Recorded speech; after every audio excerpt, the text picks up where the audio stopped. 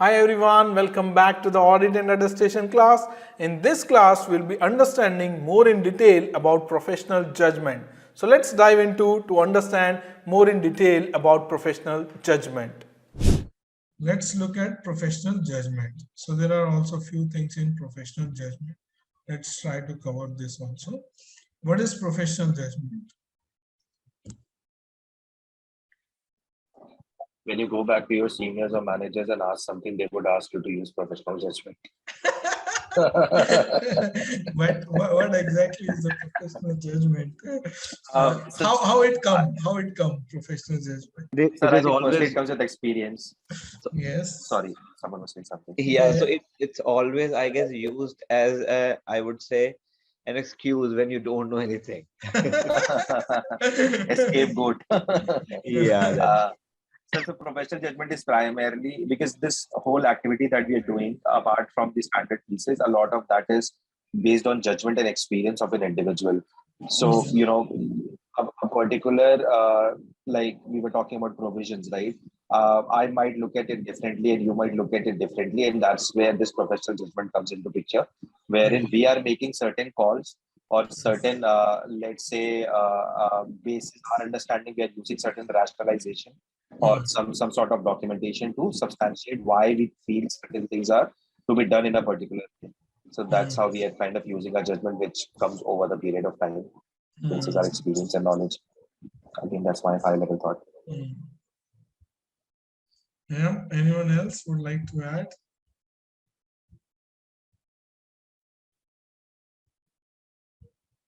No idea. So my first answer was coming with my experience. When I remember I was a senior one. I went on my first rotation to Netherlands and I had a staff 3 on my project, and I used to ask him that, hey, why we did this last year, and he would just say, use your professional judgment, and you know that was the answer I got every time. Yeah, cool. That's good. Sandeep, Kashish, Vineet, any thought you guys have? Agree with sir All the comments so far? Yes. Okay. So professional judgment, yes, it's majorly come from experience and education also. Right now you all are doing CPA. So in this process also you are learning a lot of things, right? So this education will also help you in assessing and understanding the different situation, different parameters, different complexities, right? And then when you actually deal with those areas and you gain an experience, right, then automatically your professional judgment for those respective critical audit areas would improve. So it comes from education, it comes from training, it comes from you can say experience, or it comes from the previous year work paper also. Right? So the previous auditor, what all stand they have taken and why they have taken those stands. So it's been appropriately, ideally it should be appropriately documented in the previous year audit work paper, right? So there are certain, again, areas where more professional judgment is required. There are certain reasons to increase professional judgment in some critical area, and there are like exercise of professional judgment are also being based on certain factors, and there are certain threats to the professional judgment and safeguard as an auditor we can apply. And the last and most important thing is the documentation. So these all 6 things we will be learning in next couple of minutes. First is like audit area. It's very much similar to the professional skepticism area. Like for example, where more professional judgment is required. So professional judgment is required in selection of accounting principles, right? For example, depreciation policy, amortization policy, long-term construction contract, like how to recognize the revenue for them. How to recognize the unearned revenue for them, how to recognize the liabilities for them, how to recognize work in progress for them, right? These all require a lot of professional judgment. Next is revenue recognition, whether you need to recognize revenue at point in time or you need to recognize over the period of time, right? Whether you need to recognize the discount at upfront as a variable consideration or as a constant to the revenue, right? Or you need to recognize as and when it is being due, right? So those all comes under the professional judgment areas, right? Lease accounting, for example, whether you need to classify the lease as an operating lease or a finance lease. This is also a professional judgment, right? So valuation. So valuation, like for example, valuation for any property, right? In that case, like the replacement value of the property, net realizable value of the property, fair value of the property, salvage value of that property, these all things you need to calculate, or you need to do the best estimate to reach to the valuation of that respective property, right? So these are certain areas where like more professional judgment is being involved, and more professional skepticism is also required to be applied. Wherever more professional judgment is required, more professional skepticism is automatically required, right? There are certain reasons for increase in professional judgment, and those professional judgments are required because of one, development of principle based over the objective based accounting standard. If you see, like in past couple of years, when this ASC 606 came, ASC 842 came, ASC 326, which is being applicable from this financial year, right? They all new accounting standard, which now you can say FASB is making, are more inclined toward principle based approach than objective based approach. So earlier the accounting standard, if you see, like before ASC 606, it was ASC 605. That were more of like objective based or rule based. But now things are coming more on principle based rather than rule based. Now accounting standard are more on principle based. Those principle based accounting standard require more judgment. If you see, like in terms of revenue recognition, like I said, there are certain areas where you need to apply the judgments. So like for example, whether you need to recognize the revenue upfront or you need to recognize the revenue over the period of time, right? If there is a discount, whether you need to recognize the discount upfront or you need to recognize the discount as in when the sales will be happening. So what kind of discount you can recognize upfront, what kind of discount you can recognize over the period of time, right? And if there is like an escalation clause, like a long-term contract, how you need to deal with those escalation clause. If like price of the raw material is increasing, then how do you need to recognize those losses? This all comes under the new ASC 606. Earlier there was different guidance, but more of rule-based approach. But now it is more of principle-based approach to accounting standards. Right? Is it more of a principle based now for US GAAP because it is getting more aligned to IFRS? Because usually IFRS was more principle based and US GAAP was more rule based, right? Yes, absolutely. But now since they are aligning all of this with IASB, is it the reason that it is becoming more principle? Yes, absolutely. Next is global environment. Like Kush was sharing recent example of like IFRS and the US GAAP. So as the global environment is changing, like geography is now a history, right? We are doing transaction across the globes and we are dealing with across the globes, and there are you can say stakeholders are also from across the globe. So it's being higher need to, you can say, make an accounting framework which is globally acceptable. So that's the reason like US GAAPs are also being moving in direction of alignment with the IFRS, so that across the globe we have an acceptable accounting principle. Next is alternate accounting approach, like we discussed about FIFO method, LIFO method, weighted average, in terms of depreciation, whether you can apply straight line method of depreciation or you can apply like return on value method of depreciation, right? There also you need to give a reasonable consideration of the professional judgment when you are applying different accounting approaches. Next. Sir, I think only revenue recognition standard in IFRS, that is IFRS 15, that has been aligned in the US GAAP as well. I don't know of any other standard which has been aligned. Yes, no, 842, which is lease standard, Leases. that is also being aligned with IFRS. 326 credit loss method, that is also being aligned with IFRS. So now new accounting standard, which like year over year FASB is promulgating, they are more inclined or in line with IFRS. Okay. And in Okay. future also you will see a lot of new standards coming in this direction. Okay. Fourth point is focus on critical accounting matter and disclosure. So what is critical accounting matter? We discussed yesterday. What is critical accounting matters? Are you guys with me or gone for the break? No, sir. Yeah, yeah, yeah, yeah, yeah. Yeah, so yesterday also we touched base on critical audit matter or critical accounting matter. Do you guys remember? Yes, we discussed yesterday. Scam. What are those areas? याद नहीं आ रहा. Yeah, Yeah. Something that was Mhm. material to the financial statements and involves a lot of subjectivity, judgment, and other areas. Yes.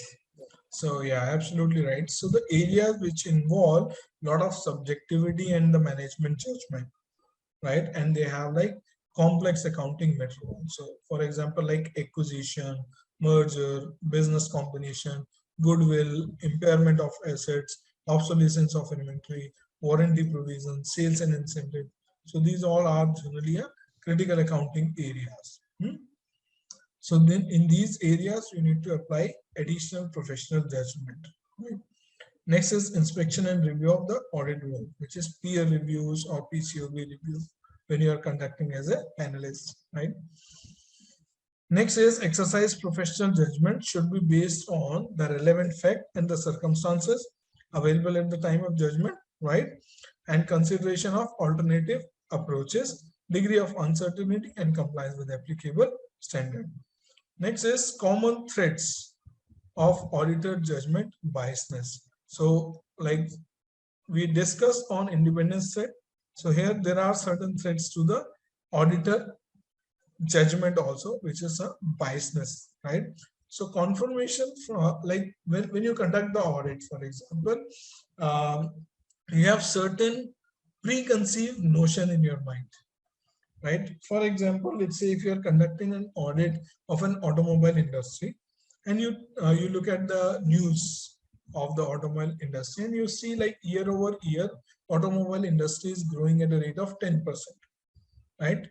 So you have certain presumption in mind the sales of this company which I am auditing might be increasing year over year 10%, right? Whereas in current year, let's say the actual sales has been increased at 12%, 13%, or 14%, but it's back in your mind, you have like 10% is the right amount. So then you will try to collaborate those information to justify your position. Does this happen like any of you? But in case of like automobile industry, like post COVID, there was a increase in sales of two-wheelers, like especially. So maybe when the auditor is going to audit, he will consider these facts as well before making a judgment. Yes, Like absolutely. year-on-year growth to be 10% or 15%, depending on the situation of. Absolutely, absolutely true. I'm just sharing an hypothetical example. Yeah. For example, let's say in past year you have experience with one of your client some labor law issues, right? And then final conclusion has been drawn by increment of 15% of the salary of the blue collar employees, right? That's what like conclusion has you experience in any previous organization which you have audited, and in current organization where you went for the audit, here also you have seen same problem. So there might be something in the back of your mind that management should consider 10 to 15% increment and create a provision for that, right? So those kind of notions probably stick in your mind, right? Based on your previous experiences. Make sense or not? Right. Right. For example, if you are and then like let's say actual negotiation were happening and they have concluded at 25%. So then probably you are biased toward 15%, but actual conclusion may be different. For example, like let's say you are doing an audit of a telecommunication companies, right? In which you have seen like 2% is the standard bad debts provision, right? And now you have, like in India, you are doing the audit of, let's say, Airtel, and you know, like average bad debts provision year over year is 2% to 3% based on your experience of the telecom industry. And now you have went to conduct the audit of AT&T in USA, right? So somewhere or the other in back of your mind, that 2% would be sick, right? But whereas in US, you have seen like the bad debts is more than 5%. Then you try to corroborate those facts to make you comfortable to reach to the position of 2% of the provision for bad debts, whereas maybe actual maybe 5% or maybe 1%. Right? Those biasness based on your earlier experience might be there in the auditor mind, right? So those biasness may result into threat to the objectivity of the work you will be performing. So you should be when you are conducting an audit of any individual client, you should be more objective and looking at the facts and pattern, not only your past experience and understanding and any biasness you have in your mind. So that is the point over here. First point, if you see, consideration alternative information source to validate the confirmation from management. That means what is already in your mind, you try to get the confirmation around that from the management and you feel okay, and you will not do detailed testing. Second is challenge underlying assumption and involve expert when needed. So it's being required as an auditor for you to challenge the management assumptions, right?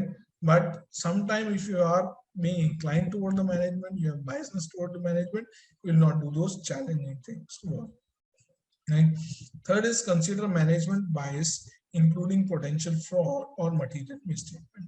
So here, as an auditor, it's being a responsibility to understand the management biasness and the result of that management biasness to any fraudulent situation or the risk of material misstatement. And then you need to apply the procedures accordingly. Last one is obtain and consider objective dates and consult within the team and specialists if needed. So the fourth point is, one second.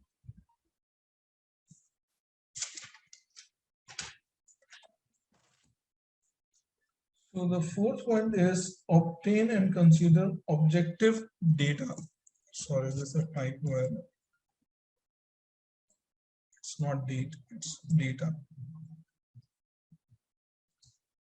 Right. So that's the reason I thought like why it's date here. Obtain and consider objective data and consult within the team, and if needed, involve the specialist if you're not expert in that particular domain. For example, IT domain, or maybe legal domain, or maybe any HR domain, right? So there you will be involving the respective expert when needed. Last one is documentation. Work not documented, work not done. Right? So all the things around the professional skepticism and professional judgment, whatever the procedure you are performing, it's mandatory to document that appropriately, right? So what all things you need to document? Identified issues, what issue you have identified, gatheration of the facts, all the information which you have gathered and all the evidence you have gathered, and then performance of your analysis, all the analysis which you have performed, all the alternative you have identified for that particular situation, and the decision you have made, and the rationale and conclusion for that decision.